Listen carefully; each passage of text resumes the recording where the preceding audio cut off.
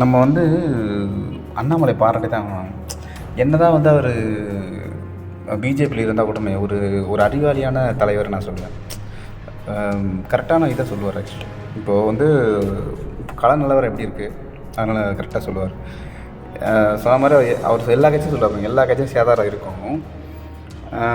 அப்போ சேதாரம் இல்லைன்னா எதுக்கு அவர் முடக்கி வைக்கிறீங்க? கரெக்டு தானே? இப்போ பார்த்தீங்கன்னா விஜய்க்கு வந்து முன்னாடிலாம் பிரச்சாரத்துக்கு இது கொடுக்க மாட்டாங்க, ஆனால் இவங்க ரோட் ஷோவாக போவாங்க, பார்த்துருக்கீங்களா?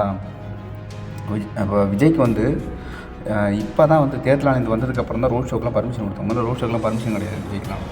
அது இல்லாமல் வந்து 500 பேர் தான் வரணும், 1000 பேர் தான் வரணும், அப்படி ஒரு கட்டு அப்படி இப்படின்னு ஏகப்பட்ட இது இவ்வளோ போட்டு தொந்தரவு பண்ணி கரூருக்குலாம் என்ன சொல்கிறது, எல்லாம் அதெல்லாமே தானாகவே நடந்த மாதிரிலாம் தெரில. இதுக்கெல்லாம் விசாரணை நடக்கும் தெரில, பார்ப்போம். செந்தில் பாலாஜி வேறு அங்கேருந்து கரூர்லேருந்து இது ஓடிட்டார், கோவை தெற்குக்கோ அது மேற்குக்கோ ஓடிருக்கு.